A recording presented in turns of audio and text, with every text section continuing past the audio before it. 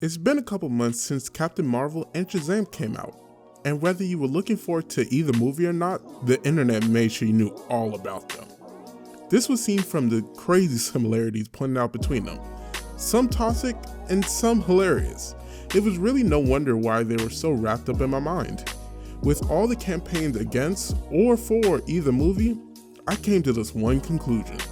In all honesty, Shazam didn't deserve to be as good as it was, and in all honesty, Captain Marvel doesn't deserve nearly any of the credit it was given. When Shazam was first announced back in early 2018, I wrote it off as just another DC train wreck. I mean, just look at this. And this. Like, what is this? But once everyone got a chance to see it, boy were we wrong. Which is something I can't say about Captain Marvel. Politics aside, I was really excited when I first saw the trailer.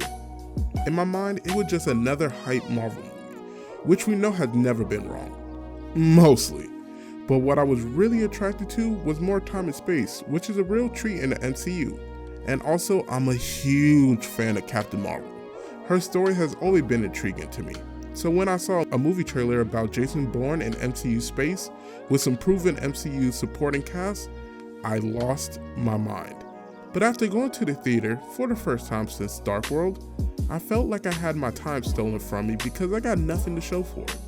However, with what we knew about both movies and the track records of the studios involved, looking back at it, it seemed almost insane that they were received the way they were. In fact, I'd even argue that things were supposed to be very different, at least from the perception of them pre-release. Honestly, everything before that last sentence was not only talked about by other YouTubers before me, but also stuff you already knew. After letting it soak in for a few months though, it became very apparent to me what happened. These movies were always destined for their fate, despite the eventual collective receptions of each. To explain, we need to talk about where all things go to die, and where comics are slowly dying out. I'll let you figure out who is which down in the comments.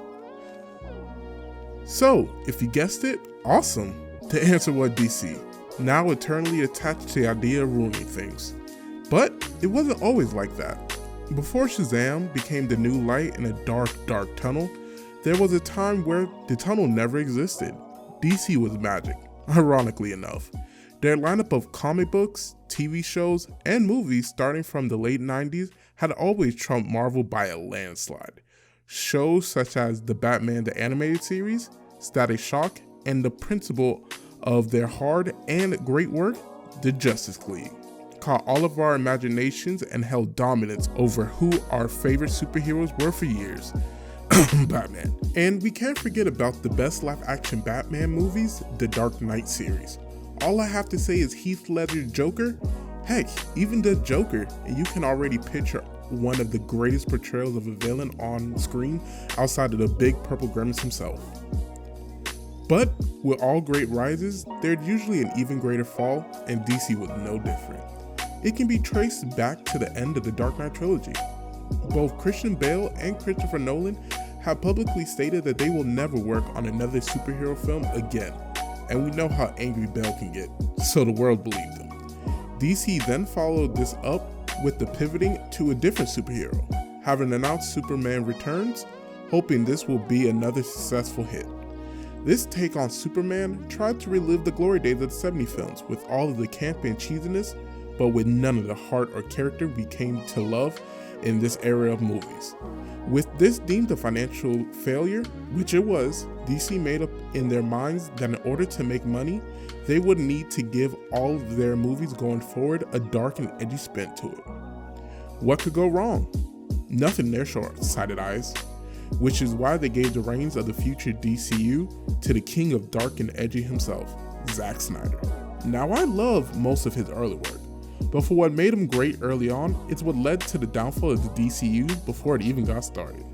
The reason why Man of Steel had fans either love or hate it was due to a departure of who we knew Superman to be prior. This problem became even more apparent with the release of Batman vs Superman. For most people, this is where the DCU fell nose first straight off the cliff. With the inconsistent emotional state of Superman, the fact that Batman was now a life taker, the random awkward / cringy Lex Luthor, the rushing of the unstoppable villain aka Doomsday, and the weak tie-in to the Justice League, if we can even call it that, anyone could see that the bottom of this cliff was fast approaching. With all of the problems and inconsistency of the previous movies put on full display through the combination of a god-awful live-action Justice League film, it was no surprise why the DCU up to this point was considered a critical failure. I, like many of my fellow nerds, gave up on any future of the DCU being anything more than mediocre. The lesson learned by DC was not one of, hey, let's try something new, original, and thought-provoking, but one of, hey, it worked for them, so let's do it too, a la Marvel. And we as fans lost out on a chance to have two competing companies with properties that all the fandoms love, both trying their hardest to get us in the seats. DC essentially decided to go in a different direction, which I have dubbed not successful. The not successful path then led them to decide to give up on the original Man in blue and red and to go with one in orange and green. The first of many hard reshuffles.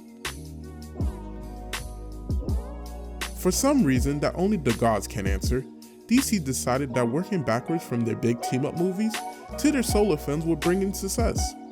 This left everyone not really invested since we already disliked Batman and Superman, all the while not knowing the other Rush League members at all. We as fans know that in order for a movie franchise to work, heck, for anything to work, you have to get people invested.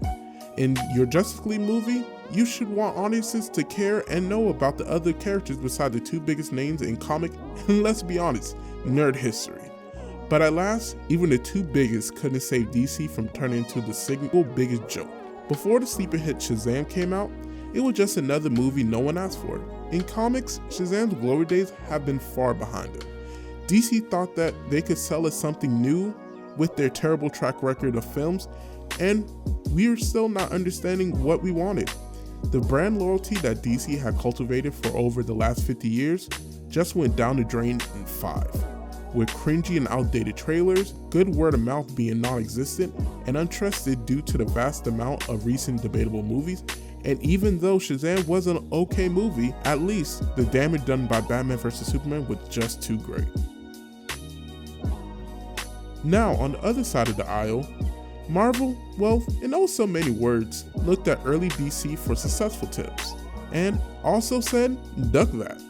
To all the potential problems that could come with a cinematic universe, early on, they decided that it was best to focus on building characters and exploring their relationships along with oh so critical planning. They worked so hard at the above that they were able to start this entire phenomenon with a B-list character.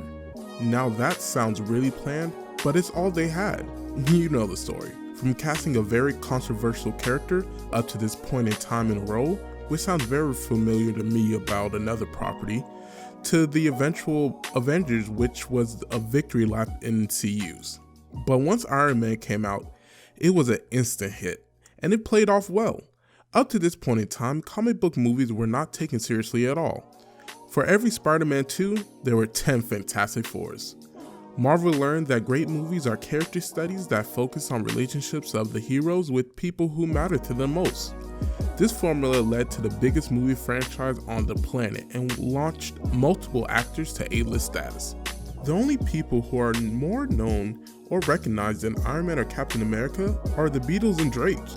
Marvel, and an extension, Disney, is the face of success now. When the machine is well oiled and all parts are working together, they can do no wrong. But boy, were we in for a surprise. So, for all that, I have a single question. What does Captain Marvel accomplish? I'm seriously asking this. To this point, every Marvel movie has brought something new or different to the table. Captain Marvel failed at bringing any elements central to her to the big screen. Sure, the squirrels were great, but that was the only new thing they added. These movies essentially had everything recycled, like the MacGuffin, villains, and even cameos of characters we've seen before, getting more time with ones that we didn't care about than did. Like any movie, we all had our problems / fears going into it, but this movie was set to be another golden child of Marvel. With all the positive promos and interviews from the cast and the king of Marvel himself, Kevin Feige, this was going to be the perfect movie from the perfect studio. Now, this movie did receive a lot of initial hate before it even came out, just like another superhero film did by Marvel, but most of us were still positive for it. That would be shattered upon exiting the theater. Once I got home and started to think about the movie a little deeper, I came to realize that the movie was just okay.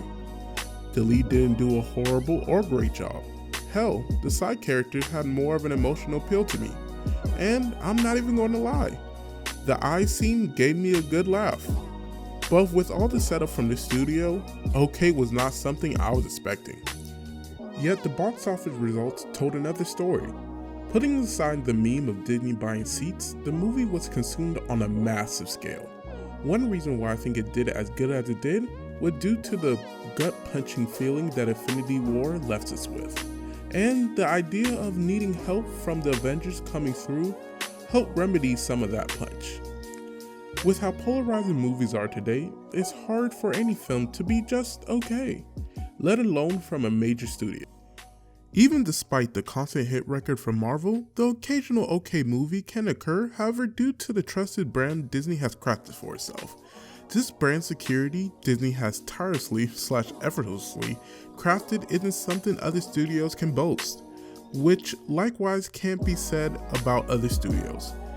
This safety net via the vast amount of other great films by Marvel has saved some movies that were honestly okay from being just remembered that way, even some growing to be regarded as one of the best, despite definitely not nearing that pinnacle prior.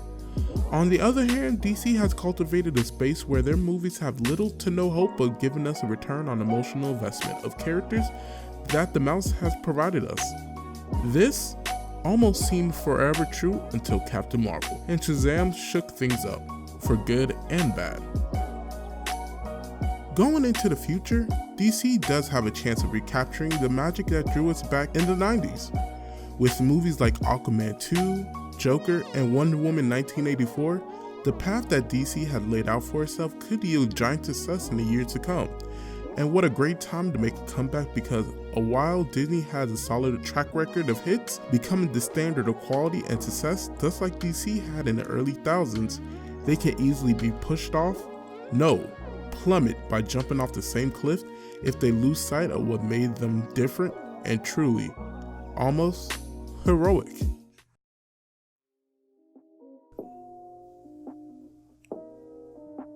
Thank you for watching to the end. If you want to see/hear more of my thoughts on things, subscribe and check out my Twitter at rando_media. The link will be down in the description. I love talking about random things. Thanks for watching again, and see you next week. Rando out.